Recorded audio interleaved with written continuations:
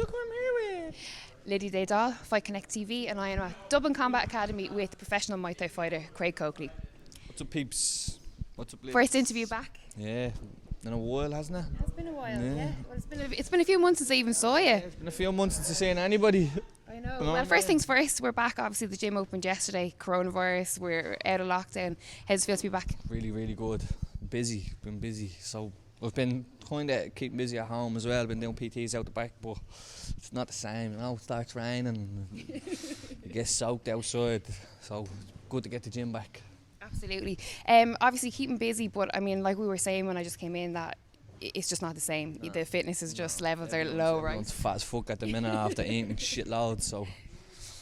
But listen, we're back. So let's talk. Obviously, the last time our viewers would have seen you, a bit of a mad year last year. Yeah. Bit of a mad start to this year as well. Yeah. Obviously, things didn't go to plan. We had obviously UK Dublin, WBC title contender. Controversial decision there. Controversial decision. We moved. On the real sets. Which real set is it? WBC real Muay Thai. We moved on from there, and obviously then you were at Muay Thai Grand Prix. You fought George Mazukitis. I should have learned to say his surname. Absolute robbery. Controversial decision there as well. Controversy, that was a robbery. I'll give the Singnam one probably controversial, but George, no. Well, listen, two decisions that didn't go your way, where the fans and the viewers kind of have sort of lent more, we'll say, to your side, and there's a bit back and forth in line and things like that.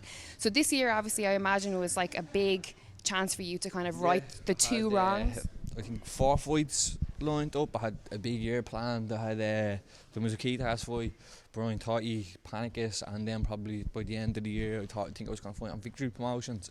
So I had a really big year lined up, and then fucking coronavirus hit and spoiled my party. But listen, so in that time, obviously we've all had time away from the gym, away from work, and we've just kind of had like this time to sit and reflect and think about things.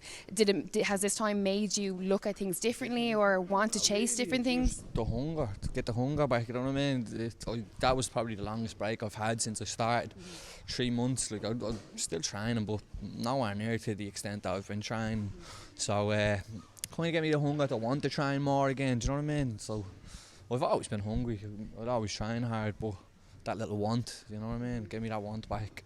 I've been lucky enough to cover a couple of your fight camps. We've done weeks on end, just starting your camp to right up to covering the event. And, you know, on the back of, we'll say, the Singdam loss, the Mo loss, obviously, which was... The Mo one wasn't controversial. It wasn't at all. No. Talk about propelling both of your careers onto a major stage, like for, obviously not for the reason that you want, but... I mean, talk to me about that, because it's still like, talk about breakdowns and... Yeah, look, that was a great fight. You know, I fought UK number one, probably one of the best fighters out there at the moment. It was back and forth up until the elbow. Both of us spun, his landed, it was well timed. There's nothing you can say about that. Fair play to him. Absolutely. So, I mean, I suppose where I'm going with the question on this is that after that and after seeing them, the first thing that happened was you wanted to get straight back in there. I wanted to stay busy. So how have you dealt with the time where you couldn't even train, you know? Enjoyed it, to be honest with you. It was a little bit settling. Just constantly around the gym, constantly training, constantly doing PTs, kind of gets with you a little bit, it wears you out mentally more so than anything. And I think that's probably what was happening to me. I was getting a little bit worn out, but again, that 2 to 3 months break, there's a world of good. You come back fresh, your body's fresh, your mind's fresh, you're ready to go. Absolutely, and I think one of the standout things that people will, I think your fans, the one thing that they, I suppose, the top thing that they appreciate about you is your mental strength. You've always, win, lose, draw, you're like, just get me in there, I want to fight, and you come to perform. Yeah, I always come to fight. That's the biggest trait, I think. I'll put on a show every time. But even my training, big fights, small fights, I prepare 100%. I give everyone the respect that they deserve. I go in to go out on my shield, you know what I mean? I prepare to go out on my shield. That's just me, you know? I hear you. Well, I don't want to dwell too much on coronavirus, but obviously just as coronavirus hit. I was supposed to go to Singapore.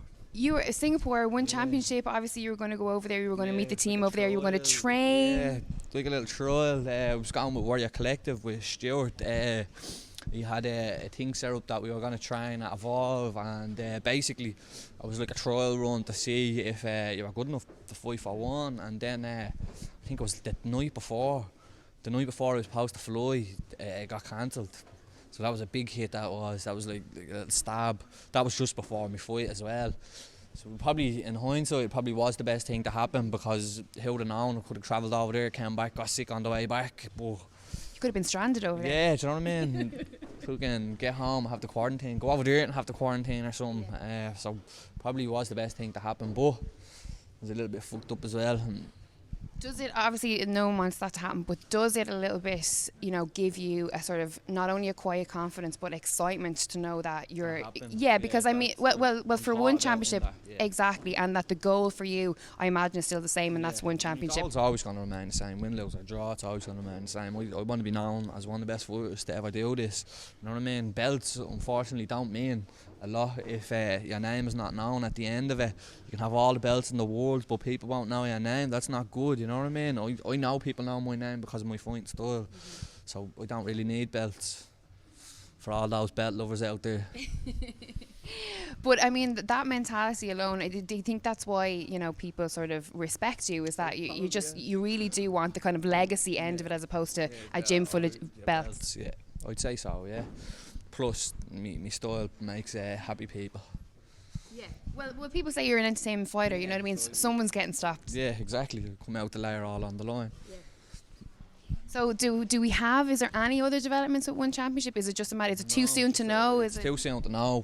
So Warrior Collective says they're going to reschedule that for a later time, probably next year.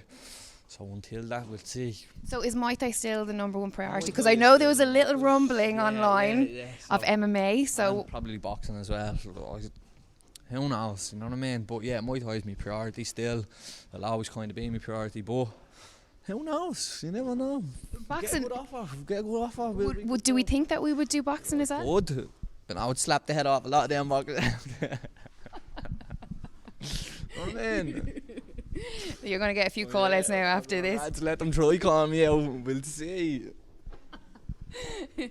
But in terms then of, you know, next year and putting a goal in place, is it really just a matter of, I'm going to take any fight, whatever comes my way, I'm going to take it, or is it going to be more? Is it going to be more planned out? Fights, you know what I mean? I don't want fights that are going to bring me back played in 10 places. I want big fights. I want to fight people that's going to propel me. Do you know what I mean? I want to get up there to the top. Like, I'm still, I don't know, I think I'm 16th. I'm still WBC 16th in the world, which I think is ridiculous. There's a couple of people ahead of me that do not deserve to be there. Go on, throw out a name there. There's a few. But look, we'll prove them all wrong. That's all I'm going to say. Yeah. Good. You sound, and you know, there's a bit of a pep in your step, as they say. There will be. Well, listen, I'll let you get back to training. Thank you very much for your time. I appreciate you too. So good to get to see everyone. Folks. Good hang on.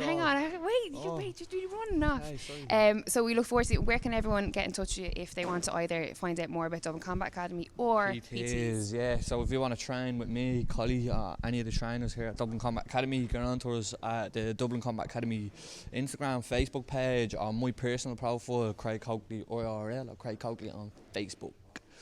And also, if a new fan that's watching this comes across you, what should they look for on YouTube for Craig Coakley? What fight is a good fight to look back at? Any fight's a good fight to look back at. All of them are good fights, you know what I mean? Again, I come to fight each and every time. So, any fight. Good stuff. Well, listen, great to see you again. Thank you very much for your time. Craig Coakley at Dublin Combat Academy.